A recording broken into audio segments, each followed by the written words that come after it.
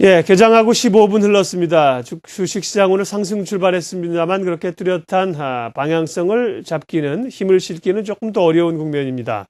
박민수 팀장, 박형경 연구위원, 또 코스피 코스닥 시장 전략 세우겠습니다. 박 팀장님 어떻게 보세요? 최근 들어서 지수가 2,000포인트를 넘어서는 급격한 상승 이후에 일단 좀 다소간에 좀 쉬어가는 국면들이 좀 나타나주고 있습니다. 그래서 사실 이러한 국면이 좀 더 저는 이어질 것으로 좀 판단을 하고 있는데요. 이에 따른 어떤 이에 대한 이유와 어떤 전략들 한번 좀 말씀을 드리고자 합니다. 그래서 일단 이런 조정 국면이 좀 더 이어질 걸로 판단하는 그런 이유들 중에 하나를 좀 들어보면, 첫 번째로는 중국의 어떤 정책 기조가 일부 규제로 좀 선회했다라는 부분들을 좀 말씀드릴 수 있을 것 같은데, 최근에 전체적으로 일단 9천억 위안에 대한 유동성을 환수하는 그런 조치들을 취했습니다. 물론 그 춘절 이후에 유동성을 회수하는 그런 조치들은 뭐 일상적으로 좀 일어났던 부분인데, 그 규모가 좀 예전에 비해서 좀 컸다라는 부분들이 일단 저희들이 좀 체크해야 될 부분인 것 같고요. 또한 무엇보다도 최근에 지금 부동산 쪽에 일단 가격들이 좀 반등을 좀 보여주고 있는 모습들이 나타나고 있습니다.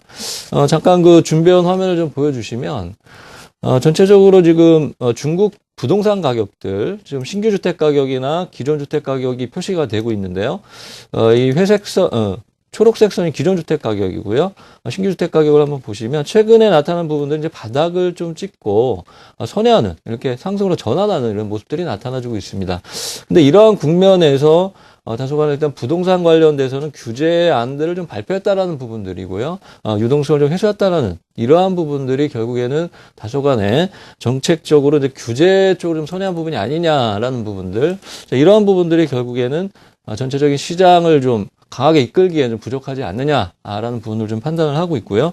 무엇보다 최근에 나타난 부분들이 중국 PMI 지수도 다소 좀 둔화되는 모습들이 나타나고 있어서 어떤 중국 쪽에서의 모멘텀이 좀 약화될 수 있다라는 첫 번째 이유를 말씀드릴 수 있을 것 같습니다.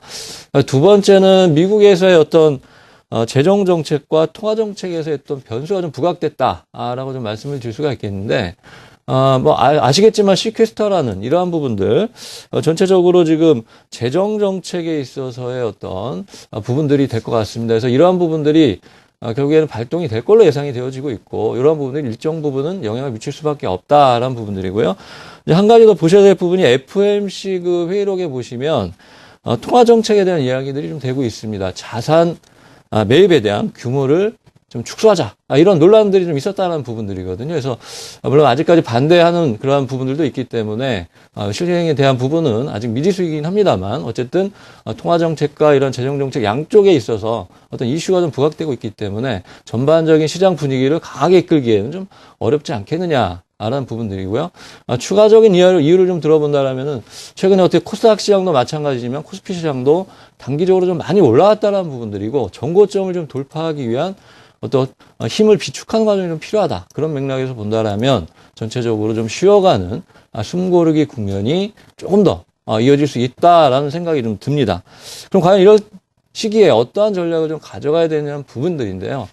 결국에 좀 큰 그림으로 놓고 본다라면, 말씀드렸다시피 전체적인 그림은 우상향하는, 어떻게 보면 정고점을 돌파해서 가는 그림이다. 이렇게 말씀을 드릴 수 있기 때문에 조정시를 이용해서, 아니면 또는 숨고르기 국면을 이용해서 업종별, 종목별 매수 전략을, 분할 매수 전략을 좀 가져가신 전략이 유효하다. 이렇게 판단이 되어지고, 무엇보다도 최근에 좀 반도체 같은 경우가 상당히 좋습니다만, IT 쪽, 그 다음에 은행 쪽, 그 다음에 증권, 철강, 이런 업종에 대해서는 분할 매수 전략으로 대응하시는 이러한 전략을 말씀드리겠습니다.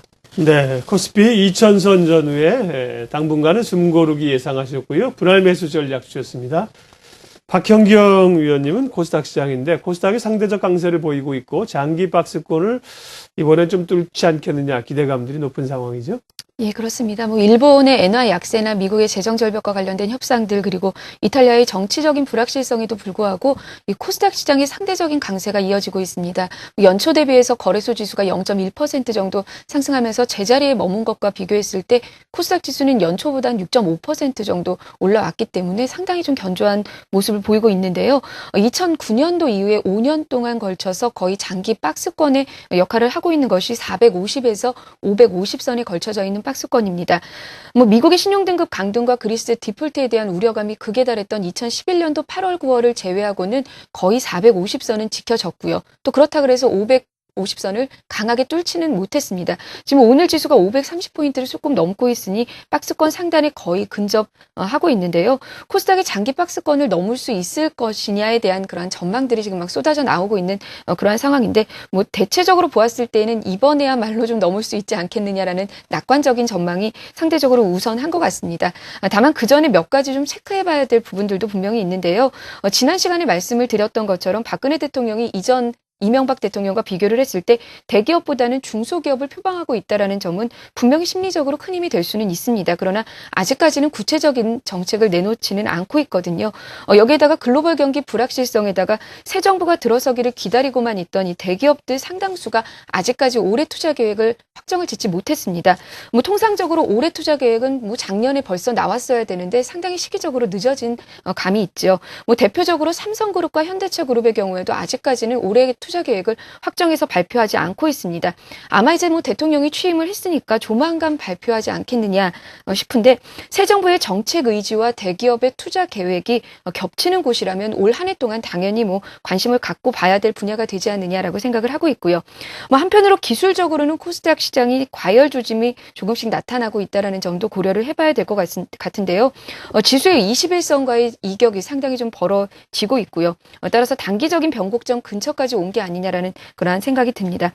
뭐 다만 아직까지 코스닥 시장의 수급 여건은 좀 상당히 양호합니다. 오늘의 경우에도 지금 외국인과 코스닥 기관의 쌍끌이 매수세가 유입이 되고 있는데요. 뭐 거래소가 워낙에 재미가 없기 때문에 기관과 외국인들이 코스닥 시장에서 수익률 게임에 열을 올리고 있는 게 아닌가라는 생각이 듭니다. 뭐 지수가 2000선을 넘기면서 주식형 펀드 쪽에서 환매가 다시 시작이 되고 있어서 기관의 수급이 혹시 변화되는지 이 부분에 좀 포인트를 맞추어야 될 것 같습니다. 단기에 워낙 많이 올랐고 또 수급을 제외하고는 증시 주변 여건이 그리 만만치 않은 상황이기 때문에 뭐 당연하겠지만 많이 오른 종목들에 대한 추격 매수는 좀 자제해야 될 시점이 아닌가라는 생각이 들고요. 그렇다고 해서 또 적극적으로 매도를 하기에도 좀 상당히 아쉬우니까 차익 실현 시기의 경우에는 종목별로 수급을 좀 보시면서 대응을 하시면 될 것 같습니다. 뭐 개인적으로는 무섭게 커가고 있는 이 중국 로컬 스마트폰 제조업체들의 성장에 따른 장기적인 수혜가 예상이 되는 IT 부품 소재에 대해서는 뭐 중장기적인 관심 필요할 것 같고요. 더불어서 정책의 수혜에다가 인구 구조적인 측면에서 장기적인 수혜를 예상을 해볼 수가 있는 헬스케어 관련주들 또 CJ ENM을 필두로 해서 미디어 컨텐츠에 대해서는 지속적인 관심이 필요할 것 같습니다. 예. 출발 전략까지 두 분과 함께 세워봤습니다. KDB 대우증권 온메이트 박민수 팀장, 우리투자증권 머그클럽 박형경 연구위원 함께했습니다. 수고들 하셨습니다.